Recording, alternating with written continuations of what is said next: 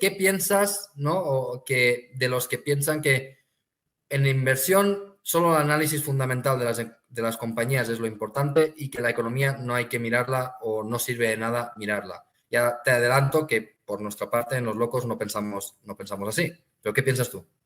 A ver, si pienso varias cosas. Primero, es verdad que es muy complicado hacer análisis macro que bata al mercado, porque análisis macro que bate en el mercado hace todo el mundo. Entonces, aportar valor diferencial ahí puede ser complicado. En cambio, en el análisis fundamental de empresas no lo es tanto, porque no tienes a todo el mercado analizando toda empresa. Claro, si me dices una gran empresa, ahí sí. Y batir al mercado sistemáticamente en el análisis de una gran empresa es muy complicado, precisamente porque tienes gente muy buena que concurre contigo a la hora de analizarla. Dejando las ineficiencias coyunturales que pueda tener el mercado y los ciclos psicológicos, ¿no? Ahora, si me dices, no, esto es una empresa que analizan dos, pues bueno, que la analicen dos no significa que la estén analizando bien y por tanto su precio puede ser muy ineficiente, ¿no? Pueden no estar incorporando toda la información que existe o aunque la incorpore, tú puedes con tu trabajo crear nueva información que antes no existía y al hacerlo incorporarla en el precio. Ahora, la coyuntura es más complicado porque todo el mundo hace análisis de coyuntura, sobre todo si hablamos de coyuntura estadounidense, europea. Claro, si me dijeras, no, es que invierto, pues no sé, en Tailandia, pues no sé si hacen mucho análisis de coyuntura de Tailandia, que probablemente también, pero a lo mejor ya es más sectorial y hay menos casas de análisis ahí. Entonces, eso es lo primero, ¿no? Que es complicado batir sistemáticamente al mercado en términos de análisis de macroeconomía. Ahora, y segundo, lo que quería decir, claro, si tú no eres experto en macroeconomía, creo que lo mejor que puedes hacer es obviarla y centrarte en tu círculo de competencia, que es aquello en lo que puedes aportar algo y lo que no te puede despistar, desviar recursos o incluso tomar malas decisiones.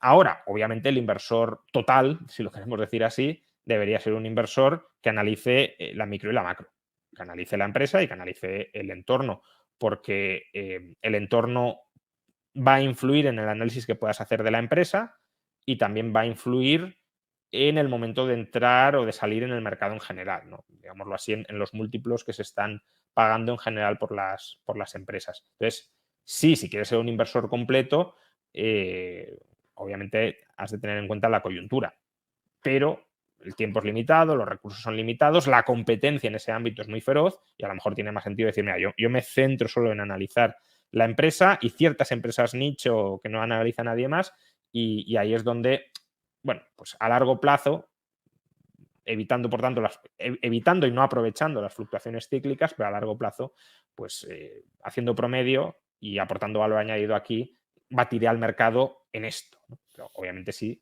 analizas coyuntura y lo haces bien, diferencialmente bien, pues todavía obtendrás mayor retorno relativo. Pero ya no tanto el analizar la coyuntura, sino el conocimiento de economía. Por ejemplo, la teoría del capital, ¿no? Conocer sobre teoría del capital, conocer por qué la oferta se mueve, los ciclos de inversión, ¿no? Que cuando hay ciertos servicios, ciertos bienes que la oferta es inelástica, ¿no? Saber por qué la oferta es inelástica y cómo afecta eso a los ciclos, ¿no? Sí, ¿Qué hombre, crees a ver, sobre eso? o sea, claro, yo distinguiría entre análisis económico micro para el análisis de la empresa, que ahí sí que has de saber economía, si quieres hacer un buen análisis de la situación y de las perspectivas de la empresa, porque has de conocer el entorno económico en el que se mueve la empresa y ese entorno es un entorno, como digo, económico y por tanto si no entiendes las dinámicas de las que participa esa empresa, cómo se forma el precio en ese mercado, las barreras de entrada que existen, cómo influye las barreras de entrada en la capacidad de marcar precio, etcétera, pues claro, si esto no lo entiendes bien, no entenderás bien la empresa, al margen del conjunto del mercado, pero la empresa no la entenderás bien si no entiendes todo esto. Luego, a su vez, claro, yo iba más por teoría económica para interpretar la macro, que eso también es relevante, porque una empresa puede ser muy buena, pero inevitablemente va a estar inserta dentro de movimientos macroeconómicos. Entonces, si tú eres capaz de anticipar esos movimientos macroeconómicos, por ejemplo, una depresión en la que se liquida absolutamente todo, pues claro, obtendrás rendimientos mucho mayores que si estás dentro cuando cae todo. Pero esto último es lo que digo que es más complicado, porque eso lo está haciendo todo el mundo y para bien o para mal, pues o tienes una teoría muy diferencial que sea correcta y además haces un buen timing, porque puedes tener una teoría diferencial que sea correcta, pero no saber aplicarla bien en cada momento, y es complicado porque el mercado tampoco es un reloj, sino que aunque hay una tendencia, puede estallar en cualquier momento y no lo puedes anticipar, pero salvo que la poseas, pues ahí tienes poco que aportar realmente y decir, no, es que por la macroeconomía me voy a quedar fuera porque creo que voy a ser más listo que otros analistas macroeconómicos.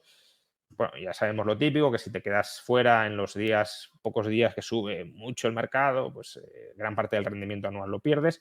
Ese sí es un riesgo que correr, pero en el análisis micro, totalmente de acuerdo. Repito, no puedes analizar bien una empresa si no entiendes las reglas económicas que rodean la actividad de esa empresa. Y también yo Exacto, diría, Juan, que habría que analizar también la influencia que el Estado o Sí, claro. intraestados tiene en todo esto, ¿no? Porque, como decía Edgar, ¿no? La teoría del capital, si está coaccionada o está influida por el Estado, va a tener mucha influencia en... Claro, hombre, esto, a ver, en las empresas reguladas es, por ejemplo, es evidentísimo. No puedes invertir en una empresa regulada sin tener cierto conocimiento, primero de la regulación y luego, casi diría, de public choice, de tratar de anticipar hacia dónde puede ir o dejar de ir la regulación. Por eso muchos que no lo tienen dicen, yo me abstengo de invertir en reguladas, y es una decisión muy legítima, porque si no tienes ese conocimiento no tiene sentido que te metas ahí. Pero ya no solo las reguladas, ¿no? Como decías, las políticas de estabilización macroeconómica que realizan los estados, ¿no? Pues en una depresión vamos a bajar los tipos de interés o vamos a tirar de déficit y vamos a gastar en determinados sectores y no en otros. Todo eso también influye en el comportamiento de esos sectores, y tratar de, o sea, si ya anticipas que va a venir una recesión y que se van a llevar a cabo políticas anticíclicas, pues eso, bajar tipos y enchufar un montón de gasto público a ciertos sectores, pues todo eso te permite comprar en momentos muy deprimidos antes de que los efectos de esa política de estabilización macroeconómica, que a lo mejor son muy dañinos para el conjunto de la economía, pero que pueden beneficiar mucho a algunos sectores, se dejen sentir. Pues, justamente las políticas de estabilización suelen tener ciertos lags, desde que se aplican hasta que realmente entra en la cuenta de resultados de la empresa, tardan trimestres. Entonces, bueno, si tú más o menos entiendes eso, lo ves, lo analizas y otros no lo han hecho, en determinadas empresas en concreto, pues ahí, claro, compras cuando todo el mundo está muy deprimido, parece que esto va a quebrar, y de repente en 3 o 4 trimestres pega un subidón la cuenta de resultados y sorprende a los que no lo habían anticipado. Entonces sí, todo eso claro que hay que tenerlo también en cuenta, pero de nuevo depende del sector, ¿no? Sectores que a lo mejor sean menos cíclicos, pues están menos influye siempre, pero que menos directamente influidos o determinados por estos movimientos. Pues en definitiva, que para lo que tú dices, que para ser un inversor completo tienes que saber de economía. Ya no solo para hacer análisis macroeconómico, que es, como tú dices, lo más difícil y posiblemente una pérdida de tiempo, porque estás compitiendo contra gente que es muchísimo mejor que tú, ¿no? Y que tiene muchos más recursos que tú para hacer eso. Pero sí conocer, por ejemplo, teoría del capital, teoría de ciclos económicos, public choice, o sea, sobre todo microeconomía, saber cómo funcionan los costes marginales, las economías de escala, los rendimientos crecientes, decrecientes de la escala, todo eso, o incluso teoría del valor, tan antigua como la de Mengen, para saber, para entender lo que es el valor subjetivo, ¿no? de los bienes. Pues yo creo que todo eso es absolutamente necesario si quieres ser un inversor completo, ¿no? Que no te limites solo a saber de contabilidad y analizar un Sí, no, estado. además, bueno, es lo que dices, ¿no? La teoría del capital y el ciclo de inversión de la empresa, pues es que eso está muy determinado por el contexto y la coyuntura. Entonces, claro, si inviertes en empresas cíclicas, no saber los determinantes o los movimientos del ciclo económico es una carestía muy importante. Por ejemplo, la teoría austríaca del ciclo económico, que yo creo que es la teoría, se puede refinar y de hecho hay que refinarla, pero que en general es correcta, pues te permite explicar, yo creo que con mucha precisión, por qué en momentos de bajos tipos de interés, especialmente de tipos de interés artificialmente rebajados, lo que se prioriza, digamos, son los flujos de caja futuros, y por tanto lo que tiene lugar hoy es un exceso de inversión de cara al futuro, Inversión que no genera inmediatamente flujos de caja, que depende mucho del apalancamiento, justamente de los bajos tipos de interés, del crédito barato, para construir capacidad productiva futura.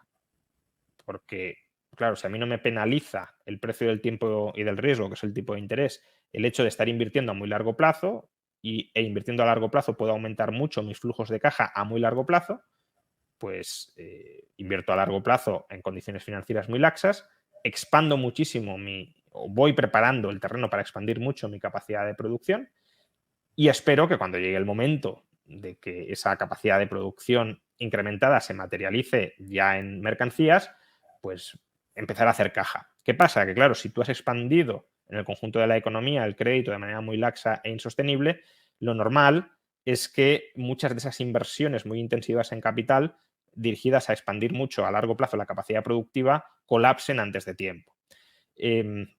Básicamente porque no hay suficiente ahorro para financiar todo eso. Y claro, cuando la gente quiere consumir, por decirlo en términos llanos, y la inversión todavía no produce bienes de consumo, las prioridades cambian. Empiezan a subir los tipos de interés, o sea, hay un sobrecalentamiento aparente de la economía, un poco como lo que pasa ahora o lo que ha pasado en 2022. Cuellos de botella, claro, cuellos de botella es que se ha sobredimensionado la demanda y ciertos sectores todavía no estaban preparados para abastecer esa mayor demanda porque estaban invirtiendo a muy largo plazo. Entonces, claro, empiezan a subir los tipos de interés, empiezan a subir los precios. Cuando suben los tipos de interés y los precios de las mercancías presentes, lo que sucede, esto Hayek lo llamaba el efecto Ricardo, es que lo que vale más ya no es la producción futura, sino la producción presente. Básicamente el múltiplo, ¿no?, en términos bursátiles se hunde y por tanto si tú quieres que tu cotización en bolsa suba, lo que tienes que generar son beneficios ya. No puedes decir, no, es que genero muy poquitos beneficios hoy, pero como el múltiplo es tan grande, los generaré en el futuro. No. Si tú quieres que la empresa reflote o sobreviva o te puedas recapitalizar, necesitas que con múltiplos muy pequeños tener un beneficio por acción muy grande y eso lo consigues produciendo ya, de inmediato. Entonces, ahí giran las tornas y lo que prima ya es la capacidad de producir de manera inmediata.